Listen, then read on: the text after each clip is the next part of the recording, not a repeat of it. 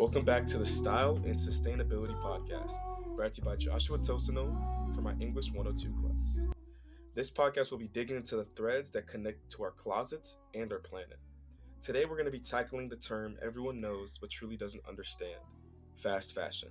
It's the engine driving the modern clothing industry, offering us the latest runway looks at prices that look unbeatable and seem impossible to resist. But that speed comes at a cost of our environment and socially as well. In the next few minutes, we're going to slow down and examine how this industry works, why it's so controversial, and what happens to our clothes after we're done with them. Transitioning into segment 1, defining the speed and the scale of fast fashion. As a piece, so what exactly is fast fashion? As a 2024 piece in Vogue by Alyssa Hardy explained, fast fashion is fundamentally a business model characterized by rapid production of cheap, trendy clothing. It's a process of accelerating the entire supply chain from design understanding onto the runway straight to the retail shelf as quick as possible.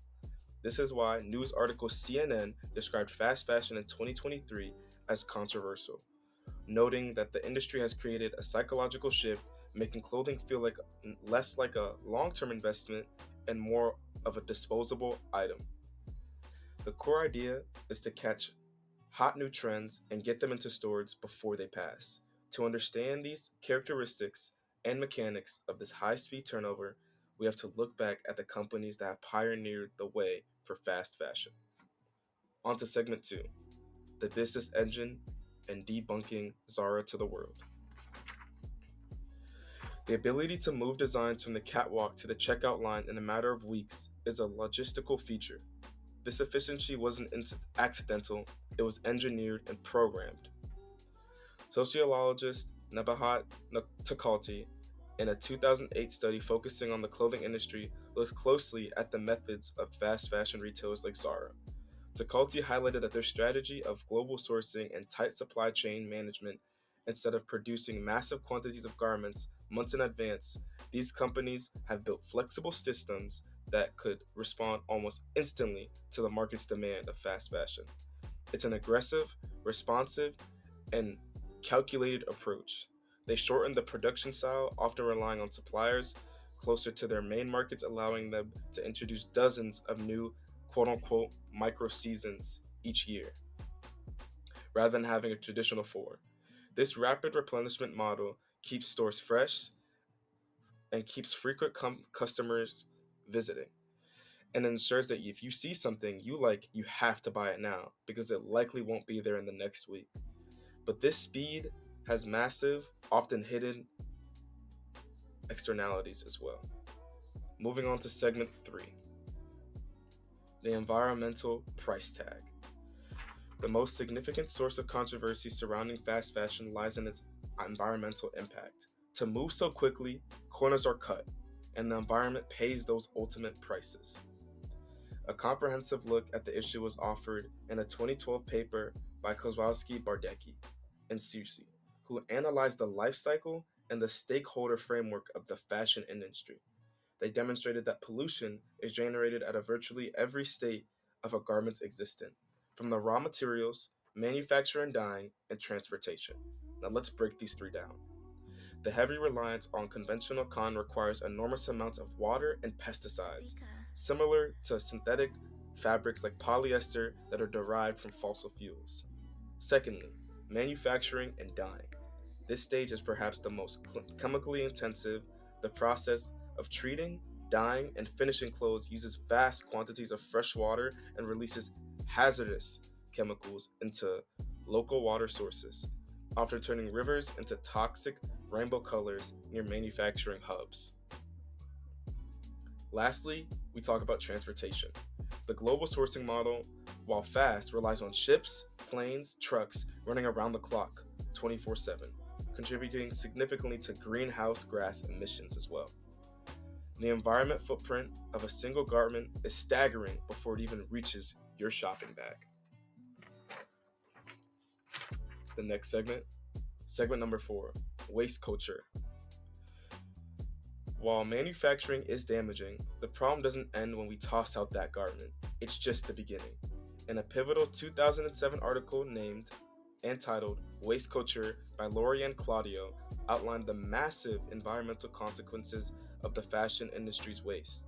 Because fast fashion is so cheap, it has become so disposable. We buy more and we wear it less and discard it faster than ever. The average lifespan of a trendy garment today is measured in weeks, not years like it has in the past. Claudio detailed the sheer volume of textile waste overflowing landfills is problematic. Most discarded clothes are either synthetic, meaning they won't break down naturally for hundreds of years, or they are blends, making them incredibly difficult and expensive to recycle. Even natural fibers often end up contributing to landfill pollution by releasing methane, a potent greenhouse gas, as they decompose, adding on to that greenhouse gas emissions that we talked about previously. The industry generates millions and tons of waste annually.